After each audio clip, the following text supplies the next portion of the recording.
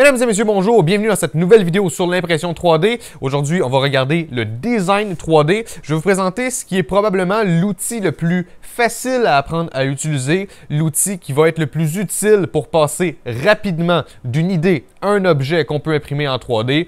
C'est un outil qui est vraiment destiné aux débutants. Si vous faites déjà du design 3D, cette vidéo ne sera probablement pas utile pour vous, mais vous pouvez quand même la regarder pour votre divertissement. Mais pour tous ceux qui sont débutants dans le domaine du design 3D et que ça les intéresse d'apprendre un petit peu comment que ça fonctionne, comment faire les premiers pas dans ce domaine-là, cette vidéo est faite pour vous. Ce que je vous présente aujourd'hui, ça s'appelle Tinkercad. C'est un logiciel gratuit, mais en fait, c'est pas un logiciel, ça se passe dans le navigateur web, donc peu importe vous êtes sur quelle plateforme, Windows, Mac, Linux, ça va fonctionner. C'est gratuit. C'est assez facile à utiliser. Ça a une prise en main très différente des logiciels qui sont professionnels, comme par exemple, juste comme ça, Fusion 360, SolidWorks. Donc ça, c'est des logiciels qui sont professionnels, mais ça coûte cher et c'est plus difficile à apprendre à utiliser.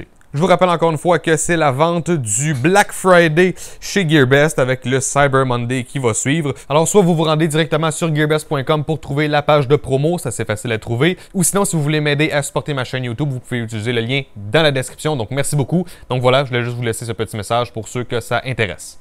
OK, bienvenue sur la plateforme qui s'appelle donc Tinkercad et qui est fait par Autodesk. Autodesk qui est très connu dans le domaine du design 3D et juste du design en général. Donc rendez-vous tout simplement au tinkercad.com. Le lien va être dans la description bien sûr pour que ce soit plus facile pour vous. Et tantôt je vous montrerai là, certains petits trucs que j'ai créés ou que j'ai modifiés. Mais pour l'instant on va faire Create New Design. Donc ça nous crée un espace de travail. Juste en haut ici on peut modifier le nom de notre projet. Donc projet test par exemple. Si vous cliquez ici dans My Design aussi, vous pouvez voir les différents designs que vous avez, donc un petit peu comme la page qu'on était juste avant de rentrer dans notre workspace. Et en fait, on peut ici décider si c'est un projet privé ou public. Donc s'il est public, bien, tout le monde qui recherche les projets vont pouvoir tomber sur votre projet. Puis si vous le mettez public, vous pouvez choisir quelle sorte de licence vous avez. Donc commercial, non commercial, est-ce que les gens peuvent le modifier ou pas.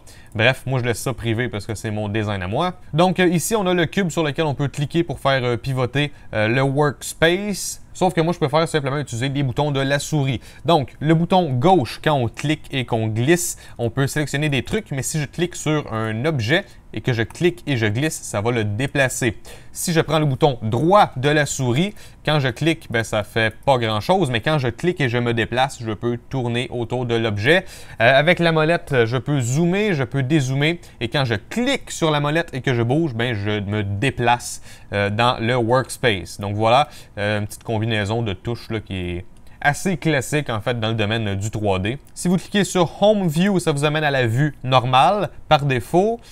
Donc ça c'est pour vous approcher de votre objet, les boutons pour zoomer, dézoomer et ça c'est pour changer le type de vue 3D. Donc voilà, ça dépend qu'est-ce que vous préférez voir. OK, donc là, je propose qu'on va fabriquer un outil. Pourquoi ne pas fabriquer un outil? Par exemple, une clé pour les écrous. Donc ce que je vais faire, je vais prendre une box, donc un carré, je vais prendre un cylindre, puis aussi je vais prendre un polygone et vous allez voir qu'est-ce qu'on va faire avec ça. Donc maintenant que j'ai pris ces formes-là, et en passant, ces formes-là, on a d'autres catégories qu'on peut trouver ici. Puis aussi, il y a un mode bloc qui ressemble beaucoup à Minecraft. Et ça, je ne sais pas trop comment ça fonctionne, mais on peut fabriquer des trucs avec ça. On a le mode de brick qui ressemble beaucoup à des Lego. Et on peut faire d'autres trucs avec ça que je ne sais pas trop non plus. Et on a le Shape Generator. Donc ça, je pense que ça se fait par programmation peut-être. Ouais, donc voilà, ça se passe par programmation. J'ai créé un cylindre et je peux tout modifier le code de ce cylindre-là. Donc c'est en JavaScript apparemment. Donc nous, on va s'en foutre de ça aujourd'hui parce que c'est pour les débutants qu'on fait ça aujourd'hui. Et à savoir que moi-même, je suis débutant dans le design 3D, j'en ai pas fait beaucoup encore. Pour vous montrer à quel point c'est facile de passer d'une idée à un objet en 3D, on va fabriquer tout de suite un outil. Donc là, en ce moment, les mesures que vous voyez, c'est en millimètres. On a dit qu'on faisait une clé, l'outil. Donc là, je vais y aller avec bon, OK, 10 cm de long par 1,5 cm de large. Puis ensuite, la hauteur, bon, on peut mettre ça à peut-être, je sais pas, là, 5 mm, un truc du genre. Là, j'ai un objet qui fait 100 mm par 15 mm par 5 mm d'épaisseur. Donc là, ce que je vais faire, je vais mettre un cercle ici. Pour l'agrandir et garder les proportions, je peux faire Shift, donc le bouton majuscule, et ensuite l'agrandir. Parce que si je ne fais pas Shift, ben, je peux faire une ellipse, un ovale. Donc voilà, je veux le garder de cette grandeur-là à peu près. Puis bon, la hauteur, ça, moi, je vais mettre ça de la même hauteur que le bras, en quelque sorte, de la clé, le manche, bref, je sais pas trop comment appeler ça. Donc là, je vais l'aligner. À savoir que si ça ne s'aligne pas exactement comme vous le voulez, là, vous voyez que le snap grid, là, les points sur la grille, en ce moment, j'étais à 1 mm, mais je peux mettre ça jusqu'à 0.1 mm ou je peux même l'éteindre. Donc là, vous voyez, quand c'est éteint, je peux le déplacer en très petite distance. Et quand je suis, par exemple, en 5 mm, ben là, ça peut se déplacer, mais seulement à coup de 5 mm. Donc moi, je vais le remettre en 1 mm pour l'instant. Donc là, voilà, ça a l'air à peu près centré, c'est pas si mal. Je vais faire CTRL-C, CTRL-V de cette forme-là et je vais la porter de l'autre côté. Puis de ce côté-là, je vais la faire plus petite, donc ouais, quelque chose comme ça, disons. Puis je vais essayer de l'aligner à peu près de la même façon. Donc là, juste pour faire de bons ajustements, je pense que quelque chose comme ça peut-être. Donc là, ça ressemble pas encore vraiment à une clé, hein? On s'entend, les écrous, je peux rien faire avec ça. Donc là, on va prendre le polygone et on va dire que le polygone, c'est un trou. Donc le trou, je le prends et je le mets par-dessus une forme. Et en fait, regardez, juste avant, je peux sélectionner ça. Ensuite, je peux dire grouper. Voilà, donc maintenant, ça, tout ça, c'est juste une forme. Puis ensuite, je vais prendre mon petit polygone. Je vais le glisser à quelque part que ça fait à peu près du sens. Je pourrais le mettre un peu plus gros par contre. Voilà, quelque chose comme ça pourrait être pas mal. Donc là, j'ai copié le trou parce que je vais en faire un autre ici, mais maintenant, je peux joindre ces deux trucs-là, puis je peux faire grouper. Puis voilà, vous voyez que ça fait une indentation, donc la forme dans laquelle on peut mettre l'écrou. Donc là, bon, vous voyez, je ne l'ai pas exactement bien centré, mais vous comprenez quand même le principe. Donc là, ici, je vais pouvoir faire la même chose, mais en plus petit. Donc quelque chose comme ça, par exemple. Un truc comme ça pourrait être pas si mal. Ensuite, je vais pouvoir grouper ça ensemble. Voilà. Et enfin, on voit que j'ai une clé avec deux grandeurs différentes. Donc là, j'ai pas pris aucune mesure, donc je ne sais pas si ça peut être utilisé dans la vraie vie, sauf que vous pourriez prendre les vraies mesures dans la vraie vie de l'outil que vous avez besoin, puis ensuite, vous pouvez tout faire ça à la bonne échelle. Ensuite, ben, si vous voulez, vous pouvez ajouter du texte, donc je vais ajouter mon nom. Je trouve que la police qui s'imprime le mieux, c'est la 100. Puis ensuite, je peux rapetisser. Donc encore une fois, je tiens le bouton majuscule enfoncé pour garder les mêmes proportions. Je vais le mettre à peu près au centre rapidement comme ça. Et vous voyez que ça dépasse un petit peu. Si vous imprimez avec une résolution de 0,2 mm, bien assurez-vous que chaque détail que vous faites, qu'il soit au moins de 0,2 mm d'épais, parce que sinon l'imprimante va mal l'imprimer ou elle va juste pas l'imprimer du tout. Donc une fois que votre design est fait, c'est bien important dans le slicer, comme par exemple Cura ou Simplify 3D, de bien vérifier que ça va s'imprimer correctement. Donc voilà, j'ai fabriqué ça. Maintenant, mon texte, je vais l'ajouter à ma clé. Donc encore une fois, je le groupe. Voilà. Et on voit que maintenant, tout ça, c'est un seul objet. Donc là, je propose qu'on essaie un autre truc. On va regarder qu'est-ce que ça a l'air ça tantôt dans le slicer. Mais là, on peut retourner dans Tinkercad. Puis ensuite, on va créer un nouveau projet encore. Donc, Create New Design. Donc là, on va fabriquer une tasse à café. Donc, j'ai vu un tutoriel de ça tantôt sur YouTube. Puis, ça avait l'air assez simple. Donc, je vais fabriquer un cône. Je vais le faire, voilà, 6 cm de diamètre. Ensuite, je vais fabriquer un trou. Donc, pour faire un trou carré, soit on prend la box qui est rayée, soit on prend une box normale et ensuite on dit que c'est un trou. Donc, toutes les formes, on peut décider que c'est un trou. Et ce que je vais faire, je vais l'agrandir un peu. Je vais la faire monter, je vais la déplacer, puis je vais couper un petit bout du cône. Pour faire retour, puis rétablir, on fait CTRL-Z, CTRL-Y, comme dans beaucoup de logiciels, ça fonctionne. Ici, par contre, là, je trouve que c'est un petit peu carré, donc je vais lui mettre plus de côté. Donc là, j'en avais 24, là, je vais rendre ça plus rond, tiens, 64, voilà. Donc ma tasse, je vais lui donner une forme un peu plus allongée, voilà. Donc encore une fois, je ne prends pas de mesure ou quoi que ce soit, ça se peut que l'objet ait l'air un peu bizarre, mais vous allez comprendre le principe quand même pour pouvoir faire vos trucs comme il faut. Ensuite, je groupe ça, ça coupe le dessous. Moi, je peux ensuite tourner ça comme ça. Je fais une copie de cette pièce-là. Je dis que c'est un trou. Je la rapetisse de... Bon, voilà, comme ça, tout simplement. Ensuite, je vais aller regarder dans dessous. Est-ce qu'on est à peu près centré? Ouais, voilà, ça semble être à peu près le centre. Et ce que je peux faire ensuite, c'est que je peux le monter de, disons, ouais, 4 mm de haut. Donc, ça devrait nous faire un fond qui est 4 mm d'épais. Ensuite, je sélectionne les deux objets. Mais en fait, je ne vais pas tout de suite faire le trou à l'intérieur parce que ça nous prend bien sûr une poignée. Pour faire la poignée, je vais prendre par exemple cette tore. Ensuite, je fais pivoter. Je vais l'approcher comme ça. Je vais la monter comme ça. ça à peu près. Donc voilà, ça semble être au milieu, excellent. Donc en fait, si je prends tout ça comme ça et que je fais grouper, et bien voilà, maintenant on a l'intérieur qui est vide. On a notre petite poignée et en fait, je pense à ça, je vais faire ungroup parce que je trouve qu'il n'y a pas assez de côté encore une fois, donc je vais rendre ça plus rond encore. Donc je resélectionne encore une fois et je vais tout grouper. Bon là ensuite, là, par exemple, on veut mettre un cœur dessus, là, je vais le mettre plus petit, disons 2 mm d'épais. Moi je vais le rapetisser là, quand même pas mal.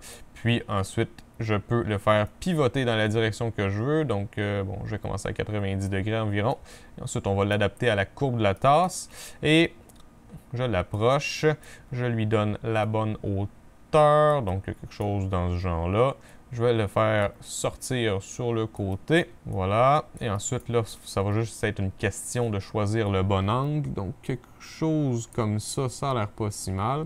Je l'approche et puis voilà. Maintenant, il va y avoir un cœur sur ma tasse. Donc voilà, maintenant il y a un cœur dessus. Je sélectionne tout et encore une fois, je fais grouper. Et maintenant, ça fait partie du même objet. Donc maintenant, il y a un petit cœur sur la tasse. Super simple. Bien sûr, il y a d'autres trucs qui sont intéressants, comme par exemple la règle, je la mets ici. Puis là, ben, je clique sur mon objet. Ça va me donner plein de dimensions qui peuvent être importantes pour votre design. Le work plane, c'est qu'on peut en fait changer c'est quoi le sol sur notre surface de travail. Donc, disons que pour une raison obscure, je veux ajouter un cylindre ici. Ben, au lieu de prendre le cylindre comme ça, puis là, le faire monter et là, l'aligner, ce qu'on peut faire tout simplement, c'est qu'on va prendre le work plane. Je clique ici. Ça vient de changer la hauteur du sol, comme je venais de vous dire. Je vais effacer le cylindre. Puis, quand je vais mettre le cylindre, ça va directement aller à cette hauteur-là. Donc, ça nous permet de changer en quelque sorte la surface de travail. Donc, par exemple, mon work plane, ça pourrait être ça ici. Donc, dans cet angle-là. Donc là, je peux prendre, par exemple, une étoile.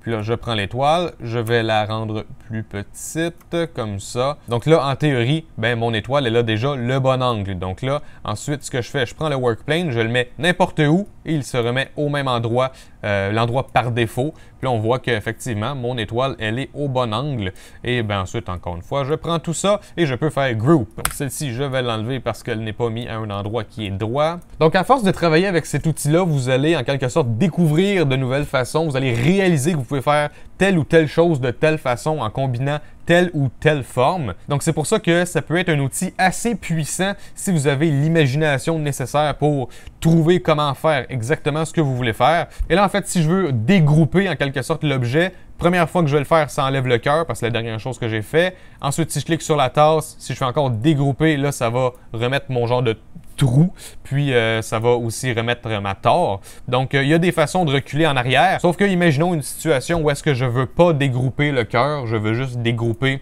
uniquement le trou, par exemple, je veux le re-remplir, je veux pas qu'il y ait de trou.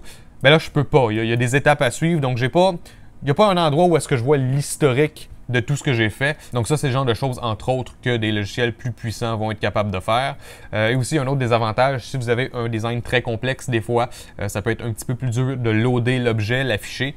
Donc, on va regarder tantôt, par exemple, avec le fidget spinner. Des fois, il est un petit peu dur à faire apparaître. Mais bref, vous voyez qu'on a donc un objet. Donc, le PLA, théoriquement, il n'est pas toxique. Mais bref, je ne l'utiliserai pas dans le domaine alimentaire. Il y a d'autres plastiques qui sont meilleurs pour ça. Et ne faites surtout pas ça avec de l'ABS ou du nylon, des trucs du genre. C'est super toxique. Bon, allez, ça, on va appeler ça tasse café. Ensuite, ben, c'est pas très compliqué. On va faire exporter. Vu que c'est pour l'impression 3D et que c'est seulement en une couleur STL, ça va être amplement. Point OBJ, ce que je comprends, c'est que ça va être plus utile quand on a plusieurs couleurs, quand on a des textures. Donc, moi, je vais juste aller en STL. C'est pas plus compliqué que ça. Donc, je télécharge le fichier STL. Je vais aller faire la même chose aussi avec la clé qu'on a fabriquée juste avant. Donc là, j'ai ouvert mon logiciel Simplify 3D, qui est le logiciel que j'utilise donc pour slicer mon modèle avant de l'imprimer avec mon imprimante.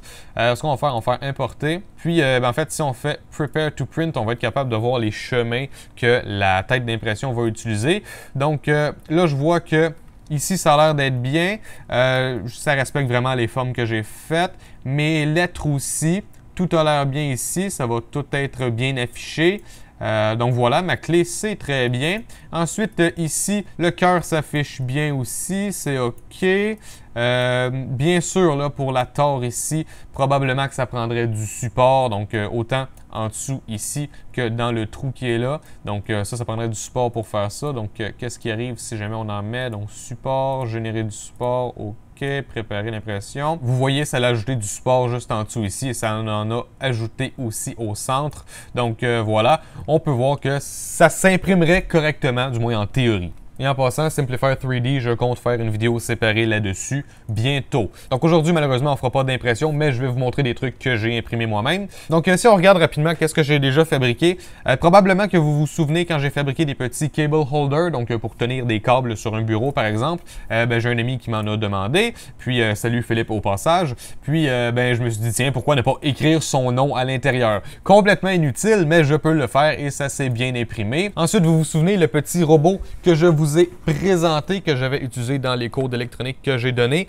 Si vous vous souvenez bien, c'est un robot qui était à 2 étages, donc j'avais le Raspberry Pi qui était en haut. Et pour faire ces 2 étages, il fallait que je mette l'étage sur quelque chose, donc j'ai fabriqué ces piliers, donc les pièces noires ici que vous voyez, et il y a mon nom qui est écrit dessus, donc je ne sais pas si on va le voir à la caméra, mais essentiellement, ces trucs-là, j'ai juste pris les mesures dans la vraie vie, j'ai fait un petit dessin là, sur du papier. Regardez, c'est vraiment pas compliqué. Tout ce que j'ai fait, j'ai pris une box, je l'ai allongée à la bonne longueur, ensuite j'ai pris 2 petites boxes que j'ai mis à la bonne hauteur, des cylindres trous que j'ai mis le bon diamètre de trous pour mes vis, puis voilà, j'ai mis les trous et j'ai tout groupé ça ensemble, j'ai marqué mon nom, merci, bonsoir, ça s'est imprimé et voilà, maintenant j'ai donc mes 4 piliers qui servent à mettre mon 2e étage sur mon petit robot. Plus récemment, donc par plus récemment je veux dire de hier à cette nuit à ce matin, j'ai modifié quelque chose qui se trouve sur internet, donc sur Thingiverse. En fait ça c'est un support pour tenir un ordinateur portable, genre sur le côté. Sauf que je l'ai modifié un petit peu. Ici, c'était troué tout le long. Donc moi, j'ai rajouté ça ici. Ici, il y avait une genre d'indentation. Moi, je voulais pas qu'il y ait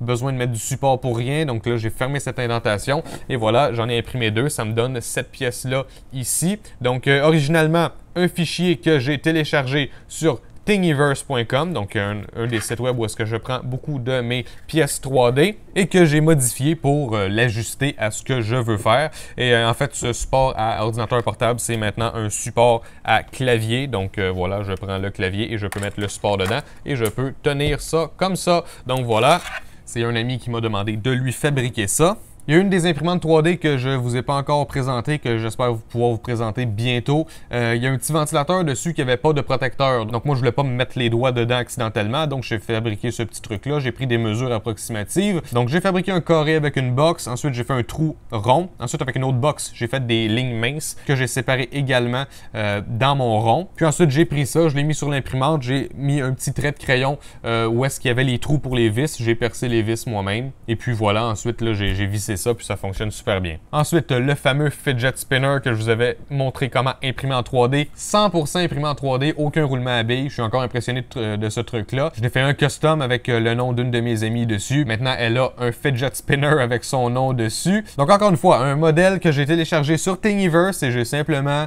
modifié ça de façon super simple, super rapide dans Tinkercad avant de l'imprimer. Et le fidget spinner, la grande difficulté, ça avait été que vu que c'est assez petit, un fidget spinner, fallait que le texte, donc le nom de la personne, soit assez petit. Et quand je l'ai mis dans Cura, j'ai remarqué que les lettres s'affichaient pas bien. Donc là, il a fallu que j'ajuste la grandeur du texte jusqu'à ce que je vois vraiment que dans Cura, le preview, il faisait du sens. On voyait toutes les lettres comme il faut et ensuite, ça s'est imprimé comme il faut. Et aussi, il ne faut pas oublier, quand vous faites un objet avec plusieurs formes différentes dans Tinkercad, n'oubliez pas de faire grouper parce que sinon, dans le fichier STL, ça va juste dire genre ouais, il y a plein de formes qui sont collées ensemble, mais ça fait pas un seul objet. Fait que là, on arrive pour imprimer, puis il y a des trucs qui sont pas connectés ensemble. Donc, c'est important de faire grouper tous les objets quand on veut que ça devienne un seul objet. Plus récemment, genre hier, je me suis amusé à fabriquer ce truc-là. Donc, ce que j'ai fait, c'est que dans Photoshop, j'ai pris mon logo, donc TD, mes initiales. Puis dans Photoshop, il y a certaines options 3D. Puis ça m'a permis en fait d'isoler les lettres dans mon logo pour pouvoir ensuite les transformer en fichier STL. J'ai importé ça là-dedans, j'ai ajouté un petit cercle, puis ensuite, moi, ce que je peux faire, c'est que je peux donc grouper ça comme ça. Ça me crée un objet, une genre de petite pastille, puis je peux imprimer ça. Donc, je peux vous montrer rapidement. J'ai fait celui-là.